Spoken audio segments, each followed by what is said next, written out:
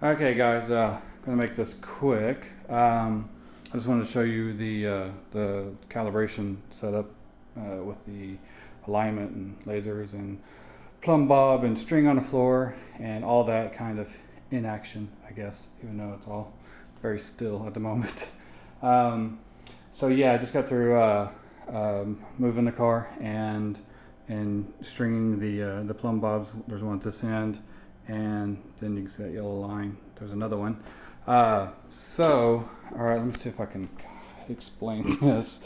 All right, now all of you CAD guys may understand this because it's kind of like a virtual 3D space that kind of dealing with here. So it's a lot of X and Y and Z type coordinates, but basically there is a line on the ground where that string was.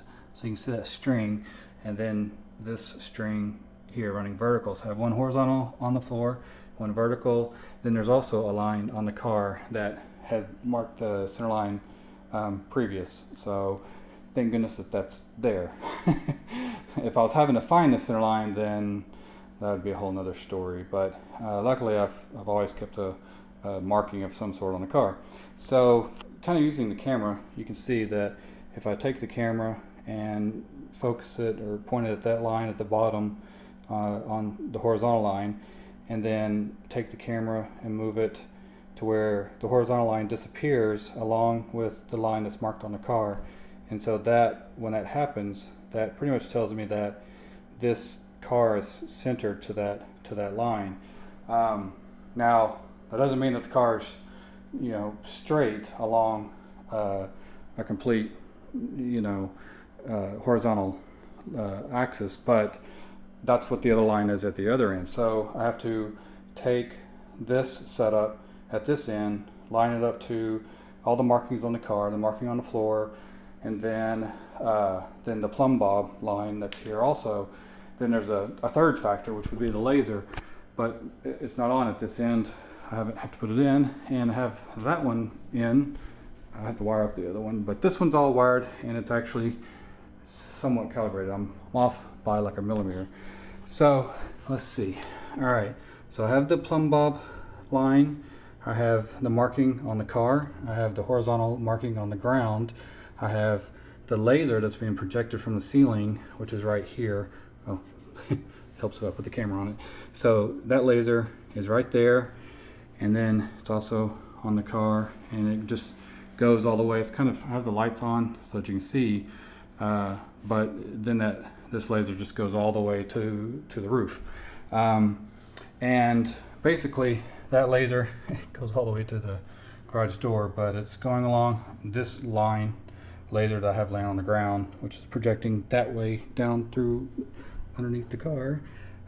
So the theory again is if I take the camera and align everything up to where the horizontal line on the floor disappears, along with the line that's hanging from the plumb bob, and the line that's on the car, along with the laser line. So if all of those, which you can see all of them in the camera now if I move it, now they all pretty much disappear. I'm looking at a little screen, so it's hard to tell, but everything's everything's disappeared, and that tells me that it's aligned to the center line that's on the car. And then since I have the other end of the car done the same way, then that tells me that that my alignment is true to the ceiling from the floor, and that there's this imaginary center plane that's perfectly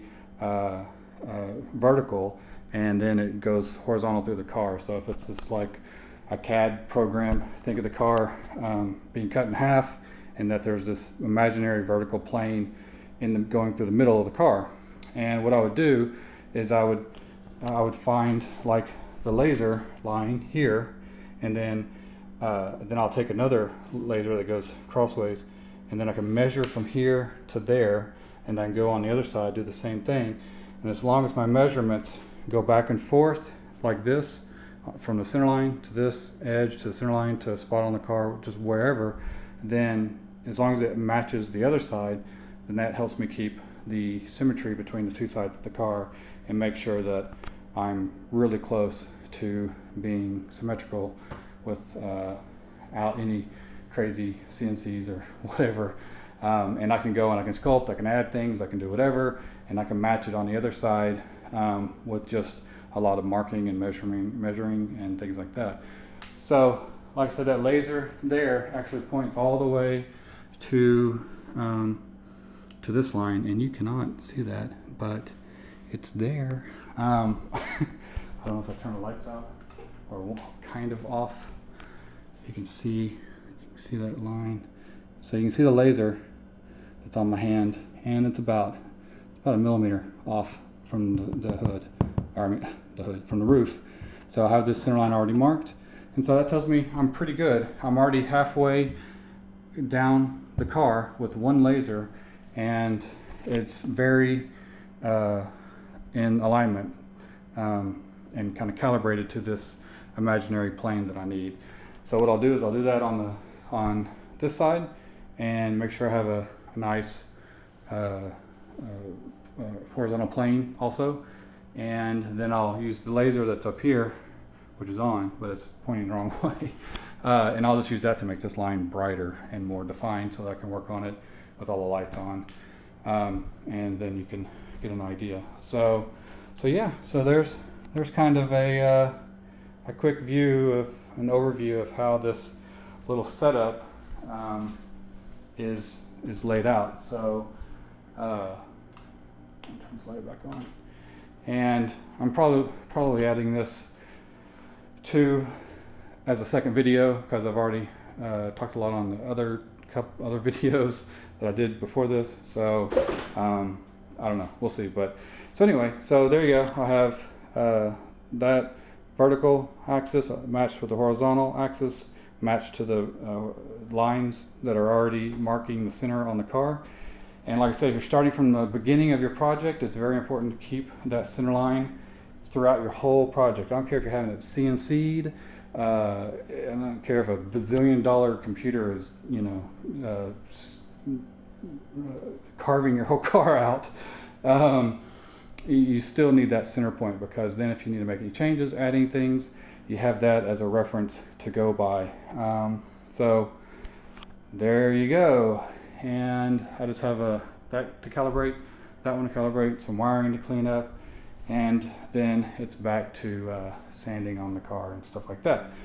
So yeah, I know it's been kind of a long journey to get to this point with all the crazy gantry setups and issues and stuff like that, but that's just part of it.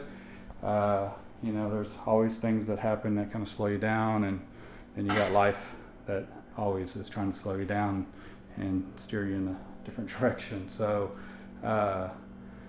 yeah, it is fixed on the ground, so it doesn't roll anymore. It's solid and it's not going anywhere, and that's also very important. You don't want it on wheels because you're always leaning on the car and sanding it, and you have machinery vibrating the surface when you have the electric or air sanders going, and that can always make the whole car move and shake around. So yeah, so it's all good, and now I get to finish the top and do all that stuff. So kind of excited to get back to that and start working on the symmetry of these lines. So now that dang, I'm making this a long video again. I just can't stop talking. So all right, so yeah, so once I get the center line marked down the center of this car, then I will then I can take it and I can measure from this point to here, and same on the other side, and make sure that the edge that I've applied on this is the same on both sides. I'm pretty sure it's not. I'll have to, I know this side is built up more, especially in this area, and then, you know, and I'm sure you guys have noticed in the videos that there's a little wave deal and that's going on in this area, and there is a, man, I'm so tired I can't speak right. So there is a reason for that, and kind of why I stopped messing with it because I need to figure out whether I need to take from here to this section and sand that down to match that line and join, or if I need to actually build up this area. It looks like I need to build up this area, but a lot of times looks can be real deceiving when you don't have anything to measure by or anything to put next to it for the symmetry stuff. So that's why what I'm doing is so important. And then I can finish shaping this and finishing up this side along with the other side and making sure it's all great. Then I'll take the positioning of where the windows go, and then I can cut that area out, and then I'll brace it and do all that, start working on that and where the trunk section is going to be, the top. And then it's just, once I get this top done, it's just regular old-fashioned body work to get all the body true, all the normal body stuff just good. I'm not a body guy, so I don't know what I'm going to do with that. I may just try to do it myself or have some people come over. I've had a lot of people offer. I may take it to a shop. I hate to move it again, so we'll see. I may just see if I can get some people over and help with the truing up the body and making it great.